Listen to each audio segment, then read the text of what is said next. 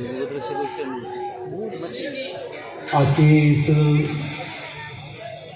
शरद पूर्णिमा के पावन पर्व पर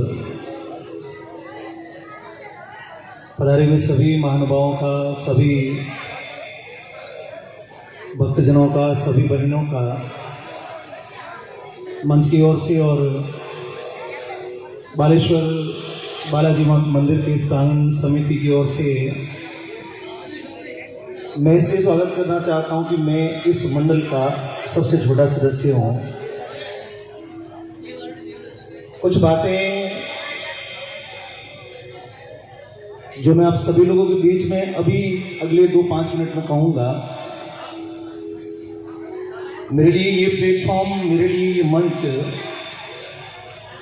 ईश्वर की, बालाजी की कृपा है। अभी जब भगवत जी जब यहाँ गा रहे थे तो लगभग 20 वर्ष पहले इस मंच पर स्वर्गीय श्री राजकुमार स्वामी जी उस समय जब उन्होंने उस समय गाया था, लगभग वो एक झलक आज इस मंच पर वापस देखने को मिली। आप में से बहुत सारे लोगों ने इस यात्रा को देखा है। ये गलियां, इस गलियों में बनने वाले घर बदल गए, उनके रूप बदल गए। जहां पर 2 कमरों का मकान हुआ करता था, शायद आज वो बंगले के रूप में परिवर्तित हो गया।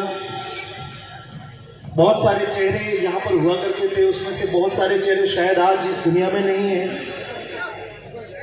लेकिन ये परंपरा जो है वो सतत रूप से सृष्टि की एक व्यवस्था के अनुसार चलती आई है। उस व्यवस्था के हम सभी लोग, उसके संवाहक हैं, उस व्यवस्था के हम सभी लोग उस यात्रा के साक्षी लोग बैठे हैं। ठीक 1 वर्ष बाद में मैं रात्रि में वापस बाहर निकला। 1 साल पहले यहाँ पर आप में से शायद बहुत सारे लोगों को याद होगा, मात्र 15 या 20 लोगों को लेके यहाँ पर सत्संग का आयोजन हुआ था। लेकिन मंडल के लोगों ने उस परंपरा को कायम रखा, इसलिए उस भीषण कोरोना काल में भी उस कार्यक्रम को प्रारंभ रखा। उसमें मैं अंतिम बार अपने घर से निकल के रात्रि में उस कार्यक्रम में पहुंचा था और उसके बाद में लगभग 1 वर्ष पूर्ण 365 दिन के बाद में मैं एक बार फिर इस मंच पर इसलिए आया हूं कि मुझे बालाजी ने याद किया है और ये भी एक संयोग का विषय है। और संयोग भी ये कि भी 15-20 दिन पहले हमारे चौथाराम जी और सुरेश जी और ये सब लोग जब मुझे मिले तो इन्होंने कहा कि सर, हर बार जो है इस मंच को ये मंच जिस कलाकार को अवसर देता है उस कलाकार का जीवन संवर जाता है। ये परंपरा आप भी जानते हो क्योंकि आप स्वयं इसके साक्षी हो। क्योंकि जैसे अभी ये यहाँ पर सामने बैठे थे, एक समय ऐसा था जब रामनिवासी यहाँ पर गा रहे थे और मैं शायद इस बालक के बराबर यहाँ सामने बैठ के सुनता था। उस समय ये कल्पना नहीं थी, 25-30 वर्ष उस बात को बीत गए। परंतु इस मंच पर जिसने गाया, इस मंच पर जिसने भी अपने स्वरों को दिया, हनुमान जी महाराज ने उसके जीवन को निश्चित रूप से बनाया है। उसका उदाहरण यदि आप देखें तो स्वर्गीय रामनिवासी राव से लगाकर, स्वर्गीय राजकुमार स्वामी जी से लगाकर, स्वर्गीय कालूराम बिखरनिया जी से लगाकर, स्वर्गीय भागीरथ सुधार से लगाकर और आज तक जितने भी लोग हैं जो इस मंच पर आए, मुझे नहीं लगता कि शायद राजस्थान का ऐसा कोई भी गायने वाला, ऐसा कोई भी गायन वादन से जुड़ा हुआ व्यक्ति होगा जो यहाँ पर ना आया हो। भगवत जी का आज नंबर था, आप ही आ गए। मेरे लिए बहुत सारे प्रश्न हैं, बहुत सारे आप लोगों के मन में, आपके नहीं पूरे देश भर के लोगों के मन में मेरे लिए बहुत सारे सवाल हैं, बहुत सारे प्रश्न हैं। लेकिन मैं भी एक मनुष्य प्रजाति का एक ऐसा एक पहिया हूं, मैं भी एक ऐसा चक्र हूं जिसको समय की थप्पड़ या समय के थप्पड़ों से गुजरना ही पड़ेगा।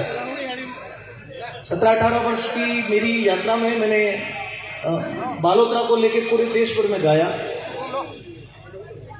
और ये कभी नहीं सोचा था कि मुझे अपने जीवन की यदि कोई व्यक्ति श्वास को छोड़ दे, यदि किसी को कहा जाए कि काम कर तू श्वास मत ले और जी, तुमको श्वास नहीं लेनी फिर भी तुमको जीना है, तो शायद इस दुनिया में प्राणी मात्र नहीं, पेड़ पौधों से लगाकर वनस्पति भी 1 सेकंड के लिए जी नहीं सकती।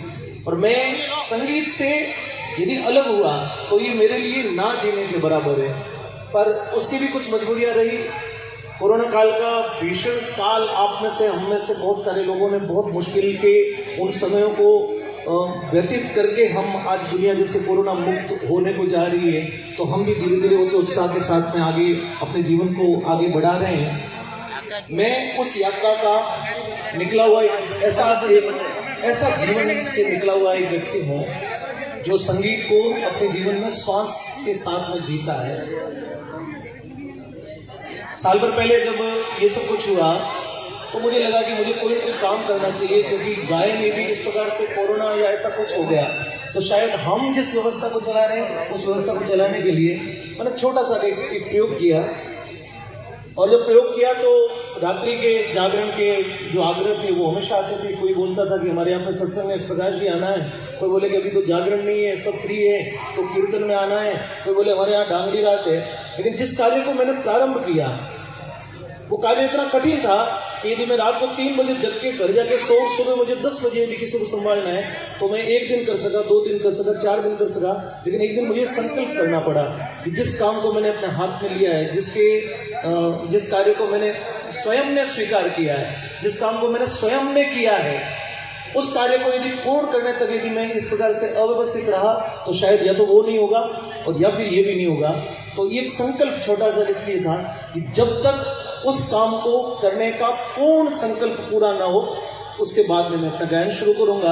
अब भगवान की, ईश्वर की कृपा से वो कार्य अभी पूर्ण हुआ।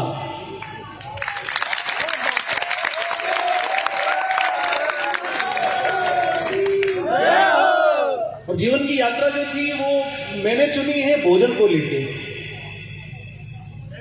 क्योंकि मैं देश भर में घूमता था, कहीं पर भी हम रहते थे, रात बिरात सफर करते थे, कहीं खाने को मिलता था, होटल में खाने को मिलता था, लेकिन उसका और मेरे स्वास्थ्य का जो असर रहा वो बहुत मुश्किल था। मैं बहुत वर्षों तक पेट से बीमार रहा।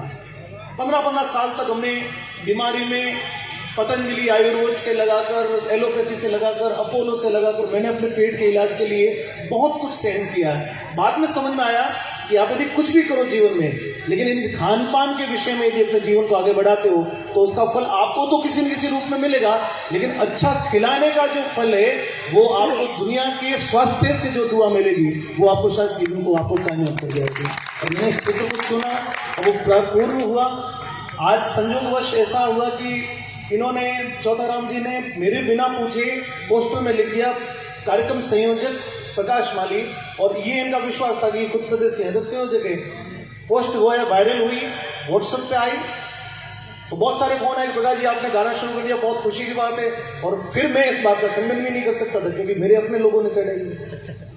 और फिर मैंने इस बात को हनुमान जी महाराज की इच्छा समझ के स्वीकार किया। आज मैं पहली बार मंच पे चढ़ा हूँ 365 दिन बाद में। लेकिन मैं आपसे निवेदन करूँ कि मेरा जो गायन है वो मैंने ईश्वर की कृपा से दीपावली के बाद में लाभ पंचमी से मैंने अपने कार्यक्रम की शुरुआत का मेरा जो संकल्प है, आप सभी लोगों का आशीर्वाद मिलेगा तो एक बार फिर बालोतरा का नाम लेके मैं यात्रा करूंगा, फिर आप लोगों का नाम लेके मैं पूरे देश भर में। और इसी बीच सीकर में राजस्थान का सबसे बड़े जो शिक्षा संस्थान इंस्टीट्यूट है, जैसे कोटा में, सीकर में शिक्षा